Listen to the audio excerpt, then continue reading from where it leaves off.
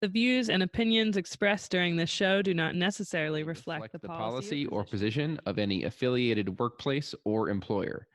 The views and opinions of the show do not constitute recommendations for therapy. Please contact a licensed SLP for individual consult on your situation.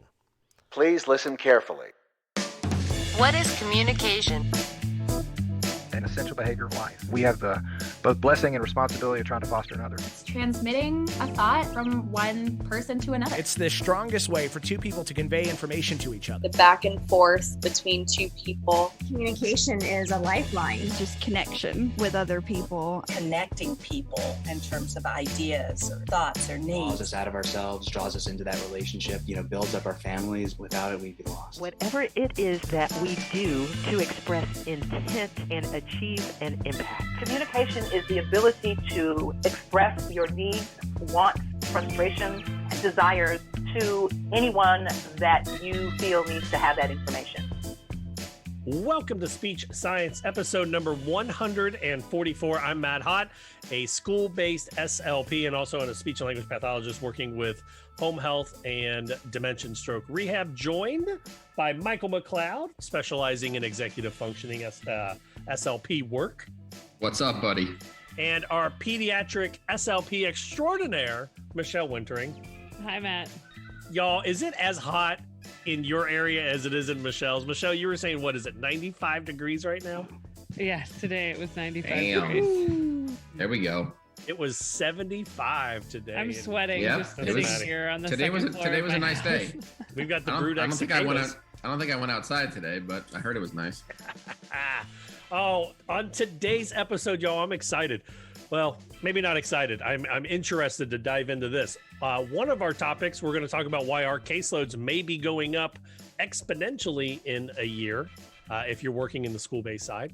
And on the other side, burnout and what might be causing it and how do we fix burnout in the medical-related field. I'm not sure how those two are related at all, but I'm sure we will dive into that.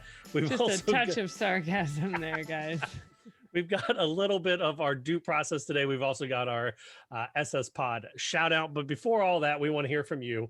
So head over to our website, speechsciencepodcast.com, and you can email us, speechsciencepodcast@gmail.com. Give us a phone call or a text, 614-681-1798, or hang out on the Discord, discord.speechsciencepodcast.com. And also until the end of June, we are asking for y'all to log on, rate and review us wherever you do it, iTunes, Stitcher, iHeartRadio, wherever it's at, Amazon Music, and then screen grab that and send it to us. And we will pick two winners at the end of June, one for a Target gift card and the other to receive some speech science swag for you rating and reviewing us. So I'm excited to get into this, but before we do that, in honor of tonight's humdrum discussion of caseloads and burnout, I want to ask you guys or y'all, what is the most amount of students or patients you have had on your caseload at one time? That's a good one. When I was in a school? Whenever. I would say close to 65, 70. Do you remember how long ago that was? That was during my CF year. Ooh. Which was 20, I don't even know. Wow. 2016. Okay. Michelle? Yeah, so around 70.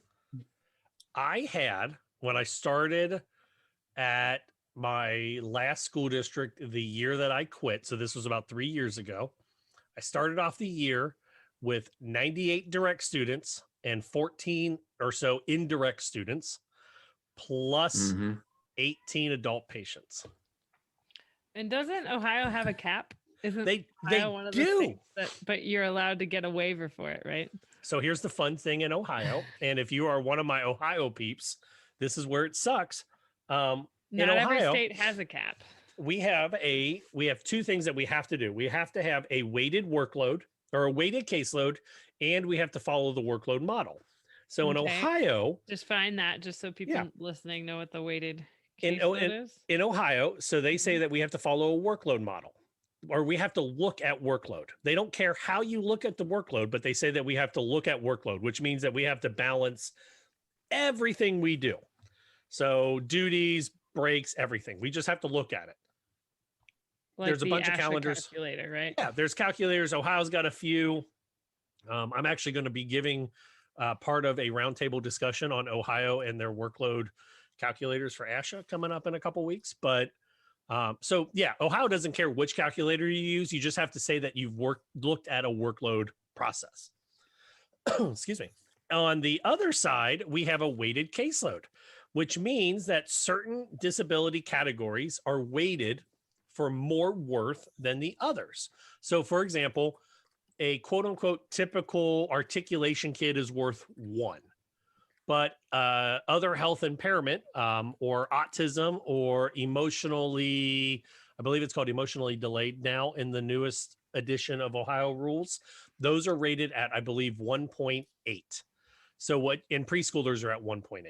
So what that means is that you could have 50 preschoolers or 80 articulation kids on your caseload or some percentage in between. So you can figure the math out by the weighted caseload.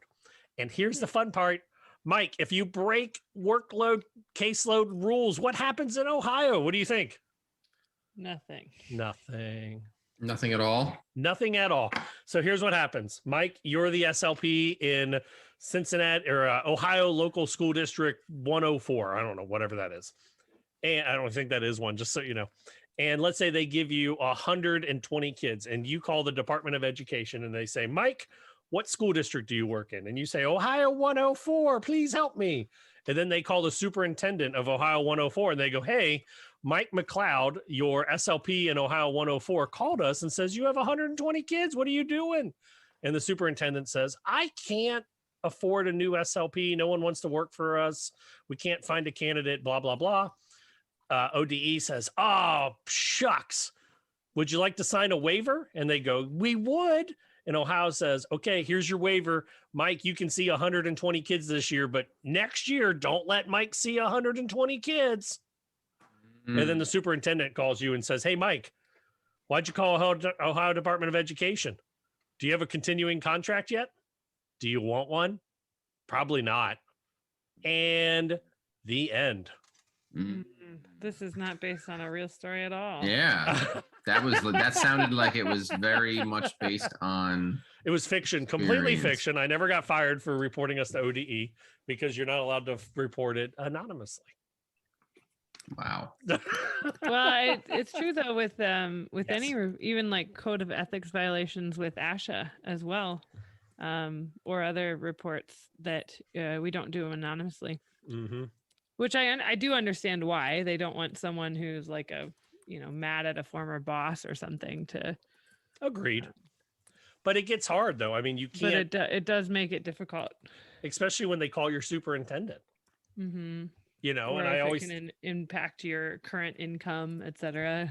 Yeah. When I would talk to SLPs, I'd be like, listen, I mean, if this is the hill you want to die on and you don't think you can get change in your district, know that you're probably not going to want to be employed at a place that you're about to blow a whistle on, that they're going to know you did it. Like, it's just a hard spot to put SLPs in. So why do y'all think we're going to talk about caseloads and burnout? Anywho's, on a positive, I got an SSPOD shout out this week for y'all. What's that? All right. So the SSPOD shout out, Mike, that is where we honor someone doing something awesome related in the field of speech and language therapy. This week, I want to give it's a shout out to Hollywood, a Hollywood star. It's I'm sorry, what's her name? Millicent Simmons. She is the Quiet Place franchise star. She worked with an SLP in developing an SLP CF to design a face mask with a transparent panel. And she took it to the fair trade fashion brand Ravi Nova, who are then sending all the net proceeds to the deaf and hard of hearing organizations that Millicent Simmons works with. That's awesome. I also love that. I haven't even seen The Quiet Place. I know what? I haven't yet. I know the whole story. Don't worry. But you're not going to spoil it for me.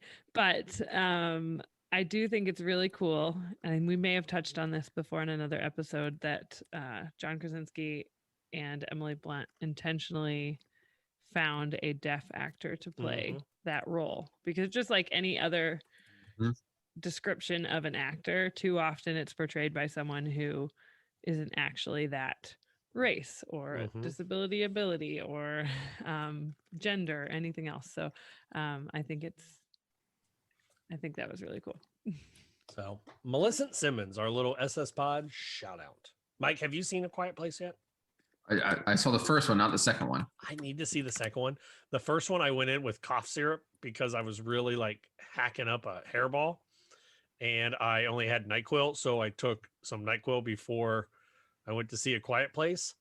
And that first 10 minutes when there is no talking and very little sound, I might have snored a bit before waking myself up and then rejoining waking population during the rest of the movie. Are you back to going to movie theaters? I have not yet. I don't want to. I'm a little nervous. Yeah. I definitely want to go. Black Widow comes out. Yep. I saw a video earlier where it was a husband and wife, and the wife was vaccinated, the husband was not. And the husband like had a bad cold, started showing COVID symptoms. And they went on a long car ride together, windows up, everything, like 5-6 hours. Husband tested positive, wife tested negative because she got vaccinated. Yep. It's pretty sweet. These vaccines are legit, man. I want to go back to the theater so much. I really do. Dude, I love going to the movies. You had your not subscription, but like a membership. Yeah, I remember that. A-list. Yeah. I'm an A-list member at AMC Theaters. Every week or something. 3 movies a week, and it's on suspension right now, or I suspended it because I don't want to spend it. So yeah, I don't know. It's hard because like I like going to the movies. I'm not worried about going by myself, but I don't want to take my kids yet. I'm not comfortable yet with that. Yeah. You have little ones that can't be vaccinated. We've done the like rent a movie theater out, but so we did that with some friends here, which was really neat. So we knew it was a select group of people, and we got to watch the movie with just all of us. But it's still kind of scary. I'm not going to lie. There's weird fear. It's not the same. So if it was an outdoor theater, that'd be sweet. A drive-in movies, those need to come back in, man. There you go. On the flip side, the flip side of our SSPOD shout out is the SSPOD Due Process. This one comes from via Discord. And I'm not going to read her screen name on here, but they ask, how do we get a good CFY or externship placement? How do you know what you're looking for when you don't know what you're looking for? That is a great question. I figured that was a nice, fun due process. That's not mean to anybody. See, this is what due process is for. Sometimes we take someone to task, and sometimes it's an innocent, honest question. So how do we know what we're looking for? Externships or CFY positions? Well, I think it gets a little less fun when you look at the reality of it. When these ideal CFYs, I think they're a little few and far between. I think, we just talked about caseload numbers. So we're talking about huge caseload numbers plus constantly supervising a CF. So it's not that easy to find an SLP that has the time to provide the ideal supervision that you probably received in grad school or hopefully received in grad school. So from my experience, especially being in a metropolitan area, that those types of CFYs are few and far between. But the question is how to find them. It's make sure that you are interviewing with your exact supervisor and the person who will be supervising you, and ask them lots and lots and lots of questions. Because I remember when I was looking for a CFY, I was spending most of my time talking to headhunters and recruiters and not the actual SLP who is supposed to be supervising me. So stay far away from recruiters, stay far away from headhunters, and talk to actual SLPs. Now, I'll add on that, though, that's a challenge because Sure is. I mean, I would love to. I even had a great CFY experience because I was hired into a school, and the woman who was retiring out of my position, the school paid for her to supervise me that as my CF for my CFY year. So she was a resource that I could always count on. Now, most people don't have that opportunity, right? True. To basically pick the brain of the person who had their job before them. Now, I like the idea of interviewing someone and asking who's going to be your exact supervisor, but there's going to be clinics and hospitals and schools who don't even know that yet. They might be saying, yes, we're talking to this person, we're talking to this person, this person's moving to this school, this person's moving to this clinic. So depending the setting you're trying to seek out, it may not be an option, but I do think Mike is definitely right with saying, ask more questions. Don't just take, oh yeah, we have a supervisor for you. Ask some more questions. If it's possible to talk to that person, then please do. But if it's not, you can still ask the site supervisor, your boss, the therapy director, whoever it is that you're the special education director, and ask some more poignant questions about who your supervisor would be and what kind of involvement they'll have beyond the check the box for ASHA. I observed you this exact time to meet that requirement. Right. Some of the best situations you're going to get are where an SLP gets some extra pay. I hate to say that, but I mean, we all have, our time is valuable, and many of us supervise CFYs at just out of hoping to grow our field, not out of any benefit financially or time-wise to us. So take that into consideration, because if the company or the school you're trying to get a CFY position with is saying we offer this stipend, and so maybe we don't have an exact name of that person, but we provide this support for a CFY supervisor, so mentor. That would be my thought. Now, on the externship note, it very much depends on your grad school. I don't know where you went to grad school or what they allow. Where Matt and I went, we were allowed to go wherever we wanted. It was the last quarter of grad school last 2 quarters were just full-time externships. And I know some different programs work that differently. So you may be restricted to a local region. You may need to go somewhere you can save some money and move in with a brother or mom and dad for a little while. I mean, there's a lot to take in. So you may be geographically tied. If you're not geographically tied, you can be a little more picky about the actual job for an externship. But if you're geographically tied, you may have to look at it like, ooh, I need a medical placement. I need a school placement because I need the school license. So there's just more factors to take in. Do you remember how I got my externship, Michelle? Yeah, the one that I interviewed for too. Yes. Yeah. So here's how I got my externship. My wife calls it Matt Hot Luck. And it is that I somehow have managed to be the luckiest person in my life ever. So I was like, oh man, I got to figure out my externship. And Michelle goes, hey buddy, I interviewed at a place and I really liked it, but I have another externship that matches up with something I want to do. Do you want it? And I was like, I do. So then I emailed them and they said, great, you're hired. Come meet us. So well, and that was just my point earlier. Right. That was a geographical decision for me. I wanted to get a hospital spot if I could, and I had one close to where I could live for that externship at my parents' house. And I knew where I had done the interview, even though I really liked the place, was close to where Matt wanted to be geographically. Ken Hart at Dayton Rehab Institute. Yep. Shout out to Ken. So I never interviewed anywhere else or applied anywhere else. And the way I got my school jobs was I got accepted into Omni and they told me where I was going to work. So I got my externship. Which is one of the dual programs that sometimes grad schools offer in order to fill a need in like a school district. So I fell into that. So I'm not good at telling anyone how to get a CFY or an externship decision, because if you do what I did, you just wait until your friends give it to you or the state tells you where to work. I mean, I left Ohio and I went to different than Matt though. I went to Nevada to do my school placement. And I did it just to go somewhere different. And I had a cousin I could live with, and she worked for the school district. So she contacted some people and we set up an externship. But that was not I had a really great supervisor for that. And that was just because she was a good SLP who took me on. So shout out to Connie Forstrom. But Mike, where did you do your externships? Do you remember? My externships, I did one at a private practice in Manhattan, and I did one at a private school in Manhattan. Nice. So it was pretty intense.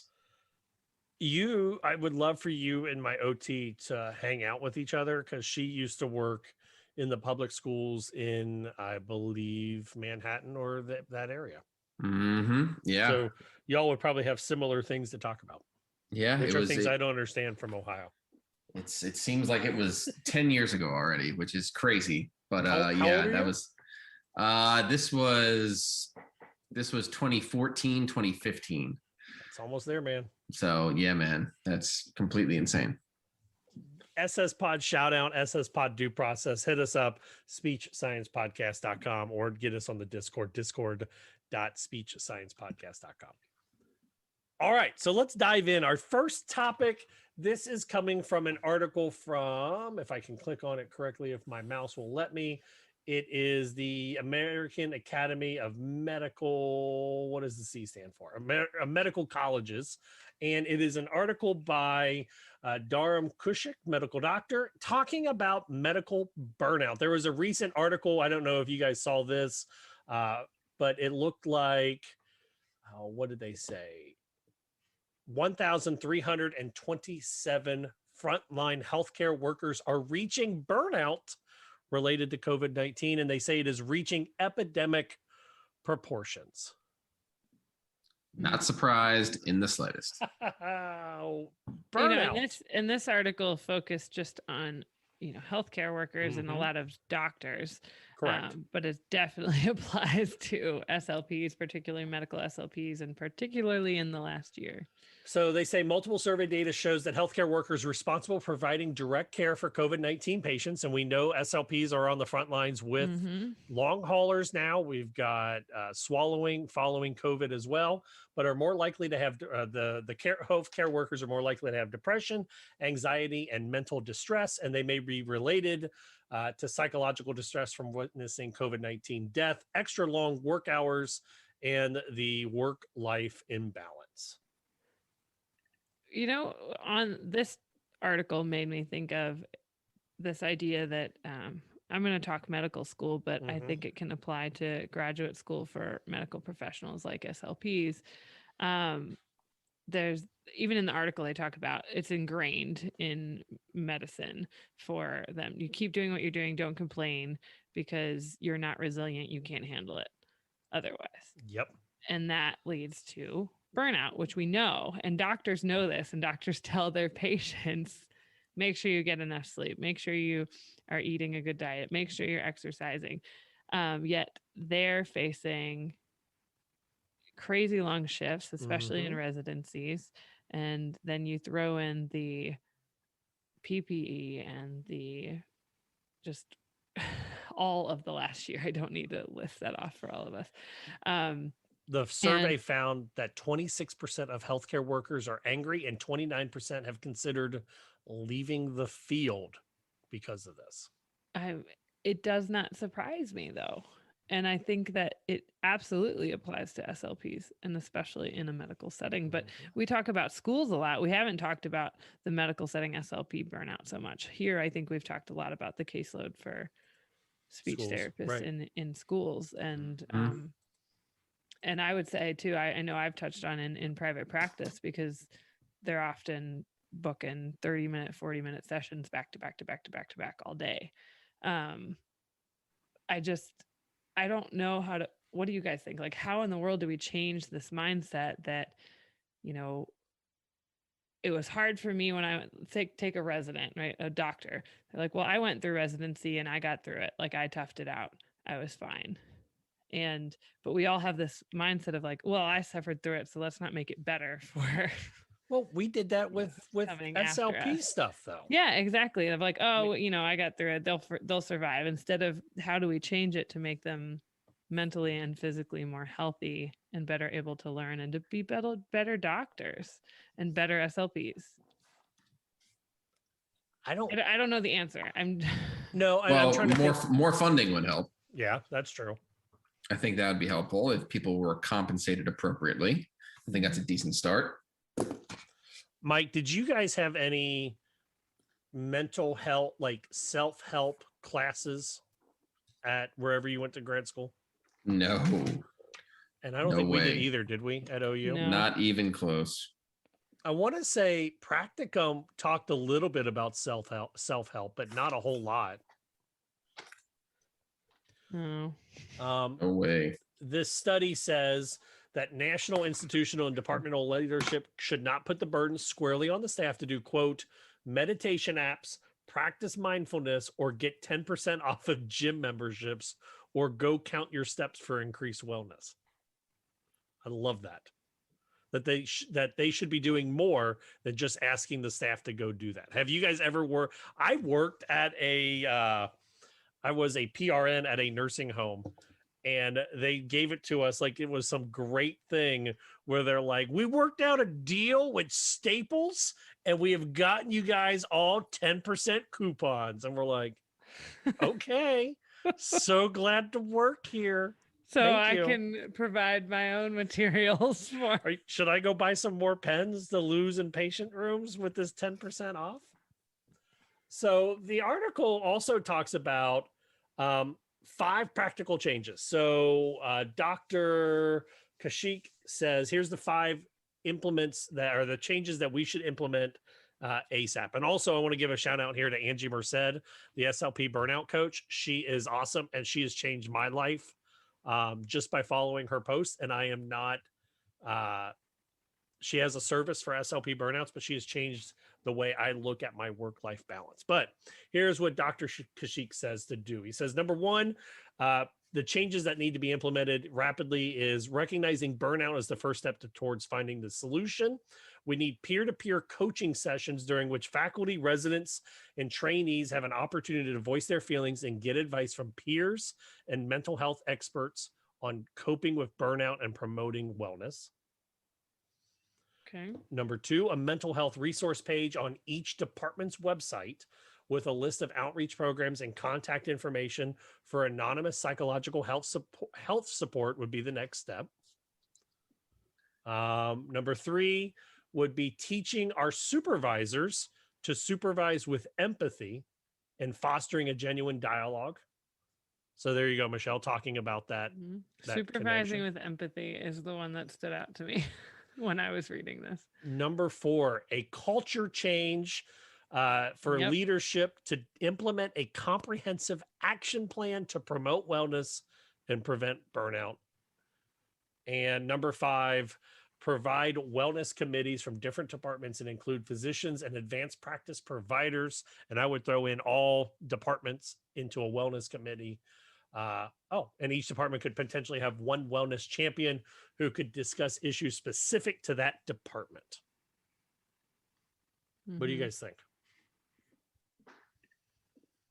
Interesting. Could that work at places you've worked? I know, Mike, you're in the private practice realm now. Are you close to burnout, or are you able to kind of pump the brakes as needed to avoid that work-life imbalance? There's times, it's really, I would never compare it to the schools where you're, under the, following IEPs and supervisors and things like that. And it's more structured, but there are definitely times. And, the big thing with private practice is you're working, the heavy times are in the late afternoon evenings. Before COVID happened, Monday through Friday, I wasn't walking through the door till around, 8, 9 o'clock every day. And that was really, really tough. So it's a different kind of burnout, but you definitely feel it. Michelle, were you close to burnout? Yes. That's fair. Let's just say yes. Yeah. I almost quit That was the year that I had I left a job. Yeah. Yeah. That year that I had the 90 plus of direct and then the lots of adult patients, I almost quit SLPing completely. What it takes. And honestly, it took me interviewing, and that's why I said Angie Merced for the shout out. I had to interview Angie for the show, and then I was like, oh my gosh, I'm burning out. That is what's happening to me. I'm not a bad SLP. It's, what is it called? Empathetic burnout, where you give so much to everybody else that you don't have anything left for yourself. Sounds about right. And you guys remember the term from psychology, the learned helplessness? Yep. Because I feel like that to me is where I felt like I was at burnout, is when I felt like no matter how much effort I put into this, I don't have enough time. I have too many patients. I cannot do it to the level that would be appropriate for these patients. And if I don't put as much time in it, I'm failing if I try really hard, and I'm failing if I don't try as hard. So what's the point of trying is what you start to feel like. I'm also wondering, as we're talking about this, is this something that school districts need to look out as well? Absolutely. Yeah. Absolutely. Like a wellness committee 100%. for burnout. Yep. Yes. And it's not a gym membership or telling people to get a meditation app. Like, I mean, those things can help. I get it. I went to an ASHA training. You told us this one, but please go ahead. It was the dumbest training I have ever been to, and I hated it so much. And I'm sure the lady that ran it was super nice, but I just remember it was in Denver, and it was like, how to combat burnout. And I was like, this is great. I should know how to do this. And it was like, every day, put on nice music and close your eyes for 10 minutes. And I'm like, I don't have 10 minutes to sit quietly and play classical jazz. I'm using that 10 minutes to craft a well-rounded email to my supervisor asking her to give me a day off. But whatever. Spot on. The article continues. It says 3,600 U.S. healthcare workers died during the pandemic, and healthcare workers are an indispensable and resilient part of the nation's workforce. And understanding medical burnout and having strategies at the organizational level will help prevent future catastrophes. So, kind of important, guys. I really think we need to do that. We want to hear from you, though. Tell us what you think. Head over to our website, speechsciencepodcast.com. You can email us speechsciencepodcast@gmail.com or hit us up on the phone call 614-681-1798. All right, switching gears just a little bit, but still talking about burnout. In Indiana, a recent study came out and they said they are 16%, or their numbers have dropped 16% on evaluations compared from the 2018-19 school year to the 2019-2020 school year. I read this and say that means the numbers are going to jump by 16% in the following school year. Am I wrong to interpret it this way? I'm curious if they'll jump, if it will be much? about the same, if it will be maybe more, because there will be people who put it off because they didn't want to have someone evaluate their kid in their house or have to take their kid to a medical facility. I think there's a lot of factors in this that you'd have to weed out to really know what caused that change. And that was mentioned in the article too, of we didn't get the referrals. And I think it's because the woman's statement was that she feels it's because people were afraid to follow through on a referral or to request one because of COVID. I think you're going to see that number jump for the 2020-2021 school year that we just had. And then as everyone kind of goes back to in person, I think our numbers are going to skyrocket. Probably. In the schools. And I'm afraid by that, to be honest. Yeah. Yeah. We're going to go back to normal real fast. And I think we have to also take into the fact that now you've got a year of kids that needed SLP service or IEP services that didn't receive it. So it's not necessarily that we need to give them double time, But that kid that was a first grader working on, I was going to say R, but first grader, you can tell I don't work with first graders very often. First graders working on TH for 30 minutes a week is now going to be a second grader. So now you got to double time that to get it caught back up so that they maybe can discharge from our caseload a little bit sooner. Yeah. Yeah. Cause it's almost like that tiered approach of, you know, what are their needs if we catch it at early intervention, or we catch it, you know, in a classroom when an SLP is meeting students, and that's not happening all the time and hasn't in the last year. So I think some of the incidental referrals that might have come up also didn't happen. And then all of the stuff that the kids missed for a year out of school, plus not being recognized for service. Yep. This is scary. I just say this is scary in kind of the alarmist way, to be honest. I mean, It does sound a little alarmist, but I mean, we're just looking at Indiana because other states haven't released these numbers yet. But from 2016 through 2019, it looks like they stay pretty even between 33,200 and 33,900. But then when you see a drop of 4,000 students, and then whatever it's going to be this past school year, those 4,000 students are going to need time made up. I think, right? Absolutely. Michelle, you kind of give me a look. I don't know. You're the one in the school, so I think you're more up on what the requirements are for meeting that. But that's been the ongoing discussion for us in the last year, is what IEP minutes are not being met, and will the SLPs have to meet that in the next year? I don't know. I mean, or do you rewrite the IEP and go from there? I think part of this you have to look at. I see a positive coming out of all of our kids having less minutes, to be honest, is that if the kids are still making ground, we need to look at it as professionals and say, okay, were we doing poor therapy? Was the amount of time that we were doing therapy not helpful? Or are we going to do more therapy to increase what we missed? So what I mean by that is that if you've got a kid that, let's say you're working on RTIC, because RTIC is kind of easy to conceptualize.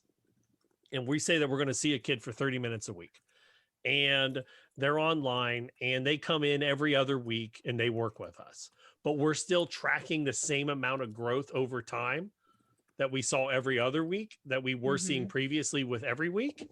Maybe that kid, we don't need to see 30 minutes every week. Maybe we can see them every other week to check in with them. Conversely, if we're working with a kid on RTIC and we're seeing them every week, 30 minutes a week, but they're at home, and now we're seeing very little carryover, maybe they need to see us 90 minutes a week. Yeah. And this kind of goes with what you were saying in previous episodes, Mike, where you talk about, you know, you kind of bring that private practice, I don't want to call it attitude, but the private practice view of therapy into the school district, where you have that ability or that option, I guess, to educate your team or your crew, right? Yeah. So there's a lot of private schools I work at, and a lot of public schools I train and collaborate with, and things like that. And sort of just, you know, finding ways to sort of give a little bit more autonomy to the SLP. You know, these school, like we get so tied down to these IEPs. And, you know, these kids are really changing month to month, week to week, day to day. And sometimes we need to be a little bit more fluid and not so tied down to data and goals and IEPs. And the more autonomy and power an SLP can have within the schools, I think that's going to be for the betterment of our students as well. Just at the end of the day, though, more numbers, more burnout. There you go. That's exactly what it is. What is your plan for the next school year, Matt? Like, what would be, I know you talked about obviously looking at each kid individually, but what are you going to do when more and more referrals come in that were pushed back because of this? So first, I have to say, and this is not because I currently work there, I moved to a really good school district to work in. Mhm. One who took the workload calculator developed by multiple people in our state and modified it to match our district's needs.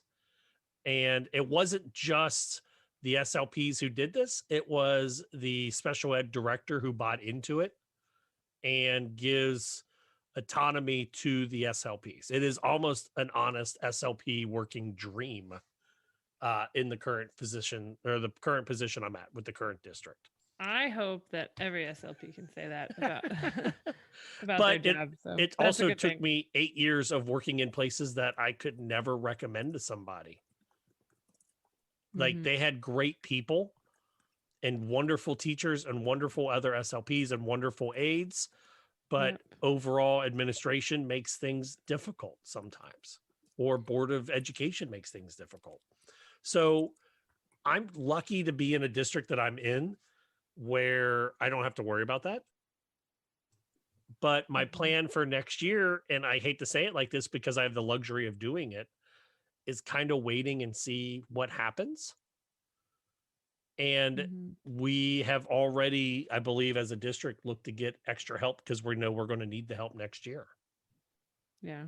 So my I'm game glad plan, they're looking ahead though. Like Mhm. I don't think every district is doing that They for do not. positions like speech pathology. And the other thing that my district does, or at least my building does, is that we have the IEP and the ETR dates pretty much planned out already for the entire school year.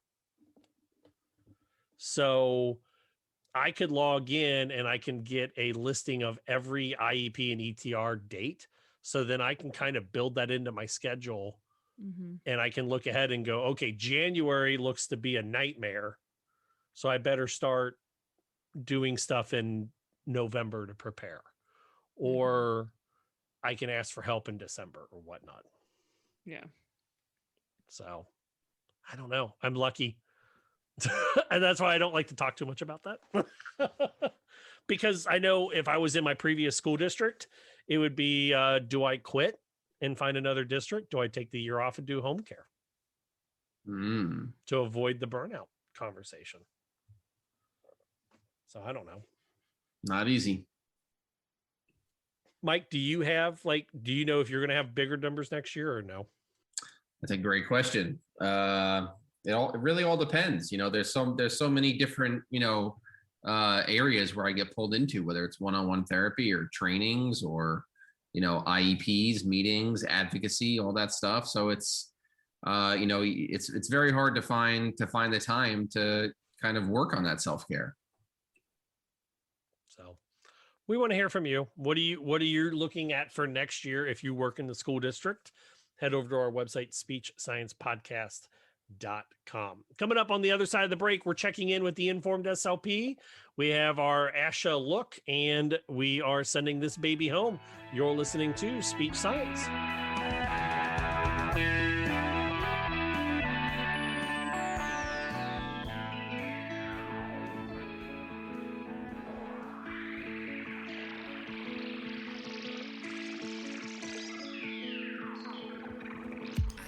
And now for our regular research review, brought to you by the Informed SLP. The Informed SLP releases a monthly newsletter that brings you plain language reviews of only the newest, most clinically applicable research, keeping you up to date on advances in the field and saving you tons of time. So let's get to it. This is a review of the article Physiology of Dysphagia in Those with Unilateral Vocal Fold Immobility, published in Dysphagia, and this article is open access. In the outpatient setting, patients with unilateral vocal fold immobility, or UVFI, don't typically have dysphagia. The aspiration rate may be as low as 3%. One might expect, like several researchers have, that the reason some people with UVFI aspirate is because of impaired laryngeal adduction. Well, it turns out we've been looking at the wrong structure. An analysis of swallowing physiology shows a different story. This study by Stevens et al. Analyzed MVSS from outpatients with dysphagia symptoms and a diagnosis of UVFI. The most common abnormal swallowing finding was delayed airway closure, which frequently occurred in both aspirators and non-aspirators, and was not associated with aspiration events. But back to the aspirators. Of the total sample, 23% aspirated. Those patients had reduced pharyngeal constriction, and the majority of people aspirated after laryngeal vestibular closure, meaning they aspirated on pharyngeal residue. That's a little odd, don't you think? These patients have vocal fold immobility, and they aspirated because of reduced pharyngeal contraction. The authors believe that there must have been nerve damage leading to the inferior pharyngeal constrictor and upper esophageal sphincter, which caused reduced pharyngeal squeeze during the swallow. This idea is supported by the fact that those most likely to aspirate had undergone surgical procedures with recurrent laryngeal nerve damage or had a skull-based tumor. Another interesting finding was that 57% of the aspirators silently aspirated, further supporting the idea that nerve damage is a driving factor impacting their swallow safety. Check out the paper if you want a nerdier, more technical explanation. Keep in mind that because this study only looked at patients who had gotten an MBSS, this research likely doesn't represent mild and moderate cases of dysphagia in patients with UVFI. Regardless, you'll want to keep an eye on pharyngeal squeeze in these patients. It might be the unanticipated cause of silent aspiration. Thanks for listening to this review. If you're interested in more, come visit us at www.theinformedslp.com. Tell us how you put the research into practice, or find us on Instagram, Facebook, or Twitter at The Informed SLP.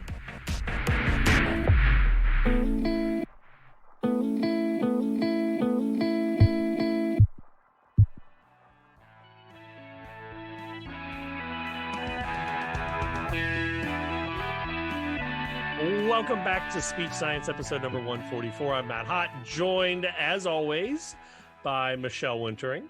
Hi again, Matt.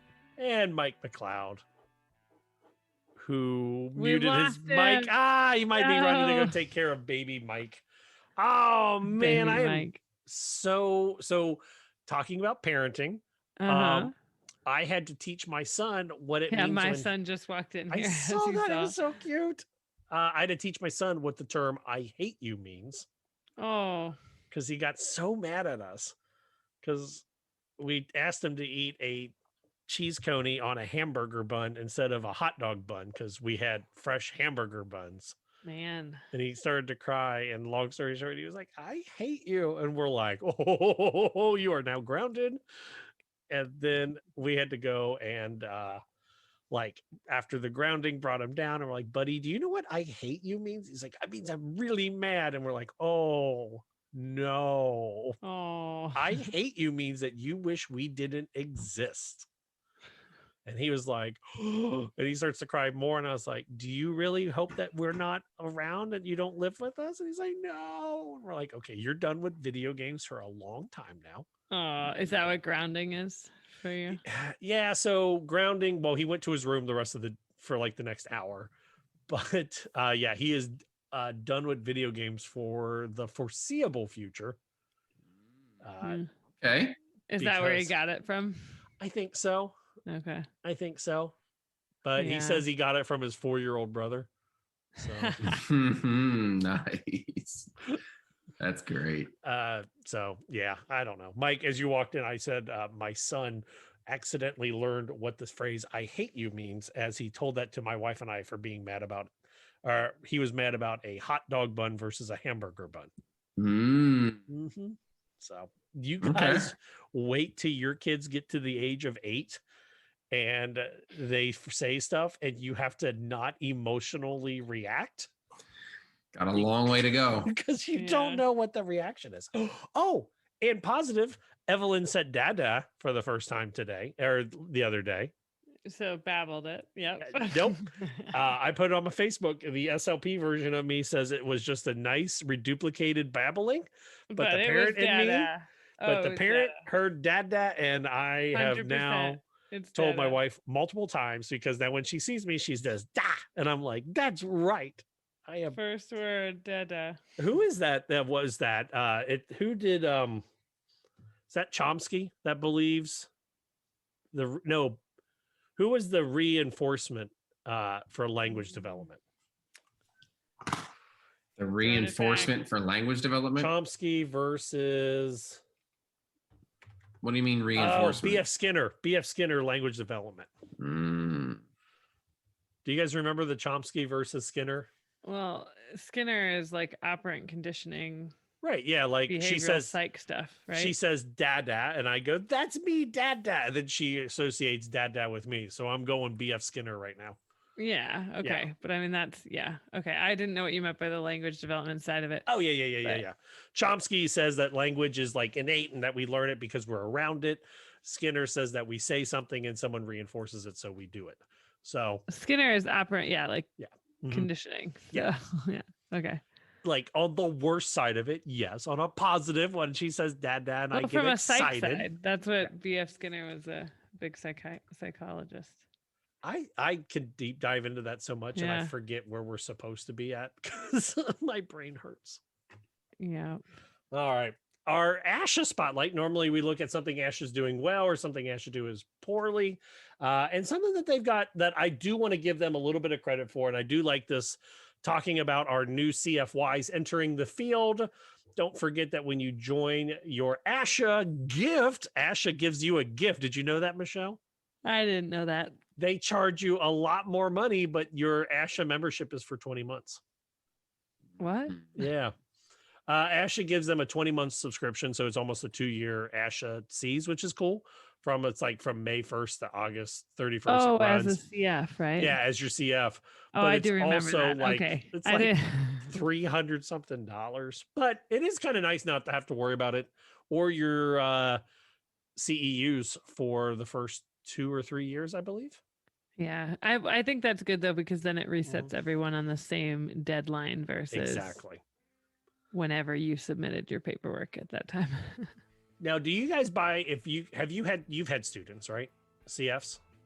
I haven't had a yes, CF. I have, yeah. Do you buy your CF a gift? Usually. Okay. Yeah. What did you buy? I think it was just like dinner, like went out to eat, and I don't think it was like an actual gift. Okay. And Michelle, you've never had it? Not a CF, nope. I had have you ever had an extern? Mm-hmm. Okay. Did you get your extern a gift? Yeah, but it's like going to lunch. It's like what Mike said. I bought my extern wine. Ooh, that's a good one. Yeah. That works. No bourbon?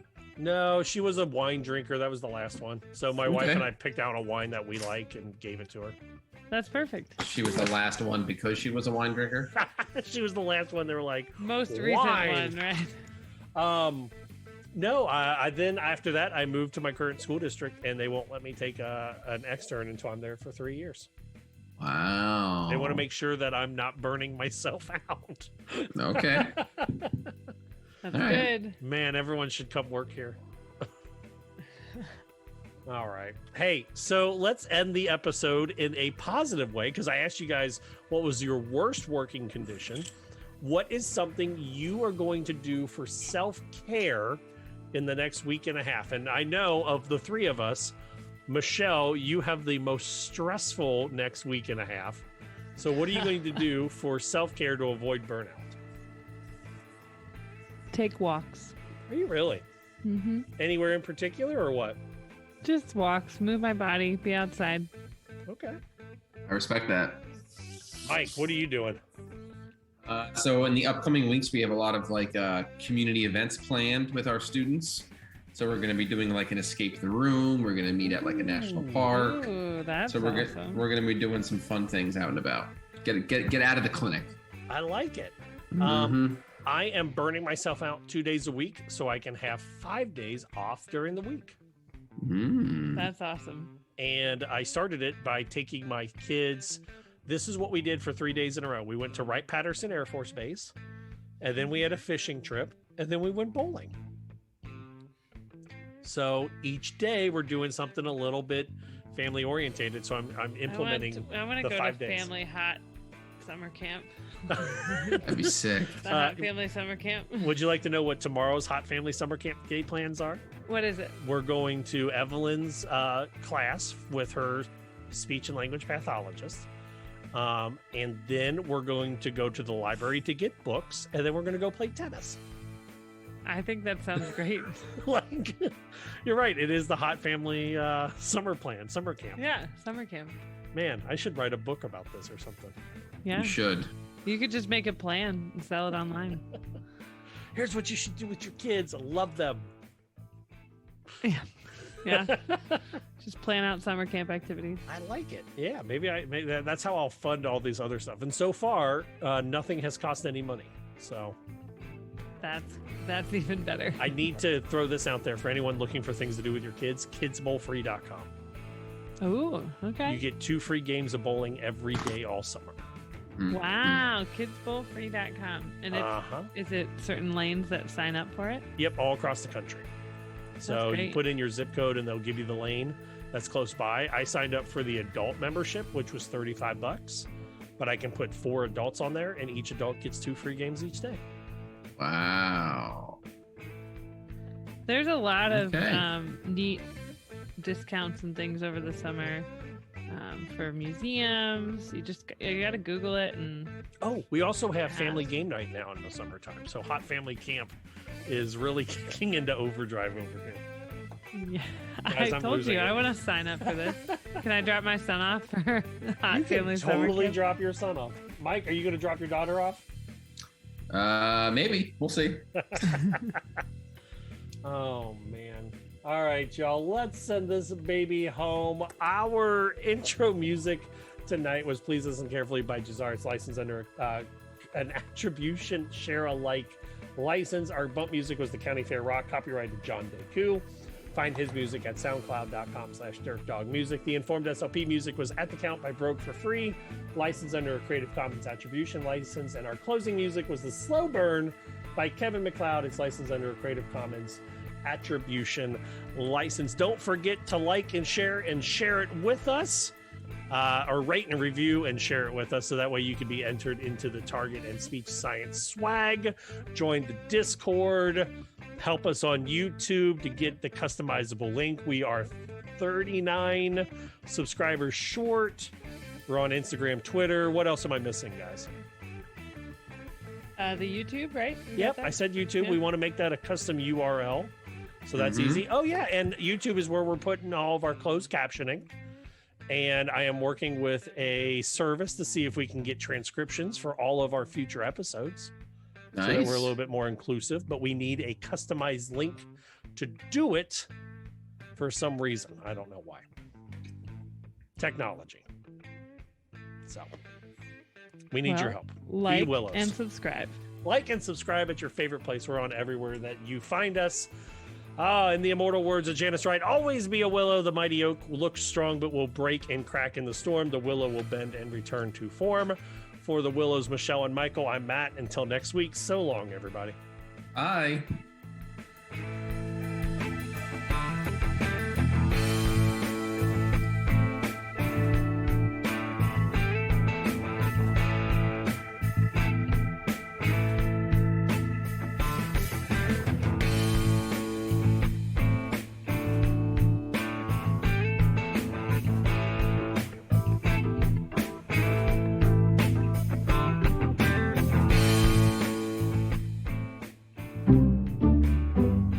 Speech Science is edited and produced by MWH Production. Please follow Speech Science on Twitter at SpeechSciencePC and like our page on Facebook. And rate and subscribe to our podcast anywhere you get your podcasts.